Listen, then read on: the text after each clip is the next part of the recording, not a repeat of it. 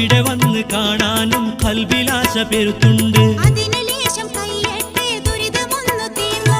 ഇടയ്ക്ക് ഫോൺ വിളിച്ചോട്ടെ, പയക്കമൊന്നു കേട്ടോട്ടെ. പുര പണിഞ്ഞു കഴിഞ്ഞില്ലേ, പഠിക്ക പാഠം വാങ്ങിയില്ലേ? വരട്ടെ പൊന്നെ, വരട്ടെ മോളെ.